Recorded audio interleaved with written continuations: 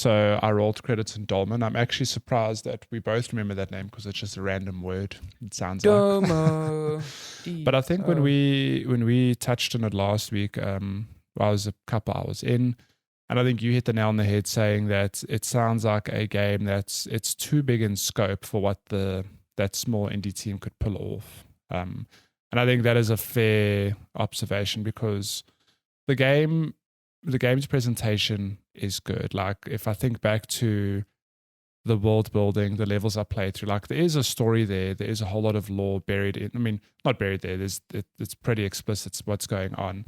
But just in execution, it doesn't quite pull it off, unfortunately.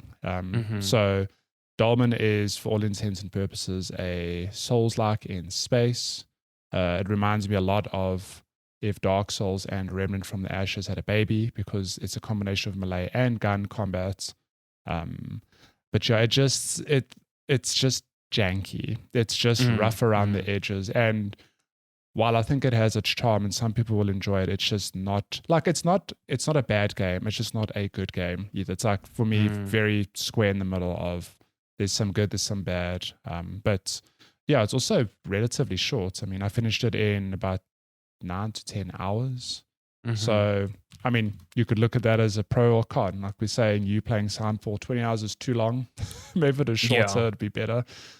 I think my biggest criticism is that a game like this is marketed as a Souls-like. And we all know Souls-like, what stands out from them is the combat. Yes. Every From game is brutal. It is challenging. But you'll find it very difficult to find somebody who goes, oh, this game's just bullshit. Like if you die 9 out of 10 times, 99 out of 100 times, it's something you did wrong. It's not the game being unfair. It's just the thing of, oh, you didn't time your roll properly, or you just don't know this boss well enough. Whereas Dolmen, it feels like the animations are just off. The attack, the hitboxes are all over the place. And it just feels like unnecessarily punishing, but like unfairly so, to the point where if you get hit down, for example, an enemy will still hit you and you'll just straight up die, like because I'll follow up with attack after attack. Whereas I think even a From Software game, if you get knocked down, there's still like a small brief window of like you're not going to take damage. It lets you, get up and roll out the way or something like that. Whereas this is just straight up, if you get cornered, like you're dead. You're just straight up dead.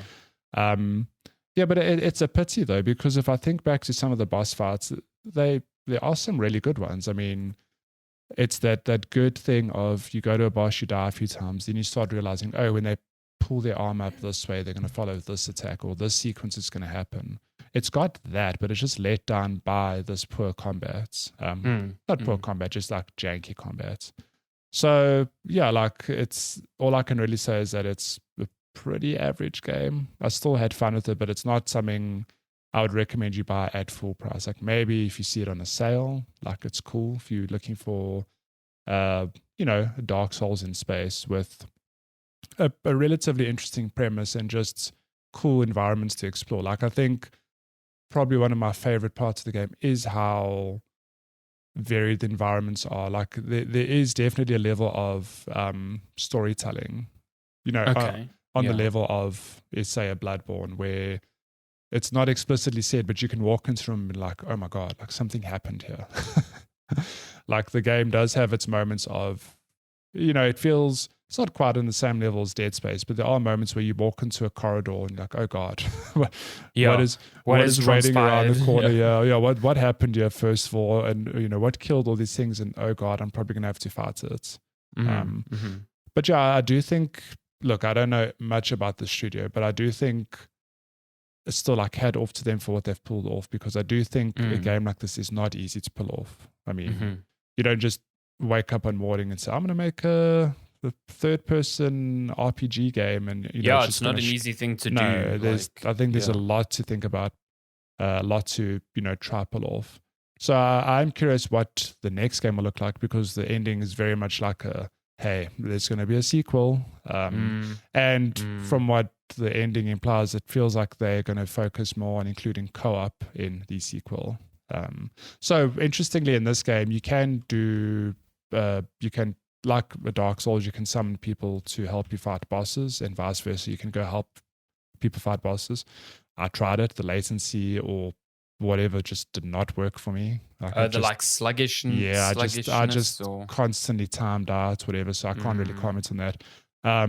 But I mean, it would be interesting to play a game like this if it was, 1 to 4 player co-op. That could be actually a lot of fun.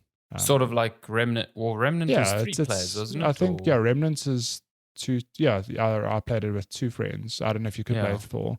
Yeah, I can't recall. So yeah, it's interesting because I feel like there's a lot of this game just reminded me of Remnant as well, just purely from the gun combat point of view. Because there are interesting weapons, both melee and ranged or projectile.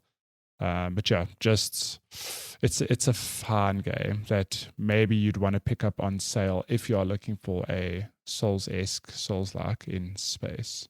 Is this kind of like enticed you to check out something like The Surge 2, which is like sci-fi Souls? Yeah, I've never played The Surge 2, but I almost feel Apparently that Surge 2 is pretty good. Yeah, I almost feel that. I mean, again, never played it, never seen anything about it, but I know it reviewed decently. So it almost feels, and I know it's the same sort of thing of it's a space Souls-like, whatever.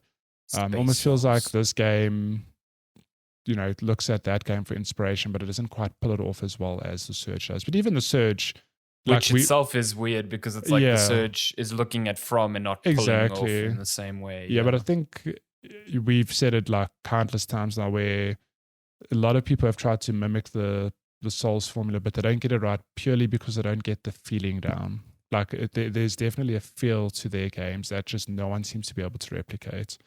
I mean, and even AAA studios have not been able to replicate it. So small indie studios trying to pull it off, it's tricky. Like I think it's really the replication that trips them up because as soon as you're trying to replicate, the invitation for comparison comes in. So yeah, look, and I get it. It's probably unfair of me to compare it to From, but I'm like, that is your source material. Like if you're taking inspiration from that, like you said, there is inevitably going to be the comparison. Unfortunately for you, From just makes like the Souls formula is just really some good. Of the best From games ever. is just really good at it.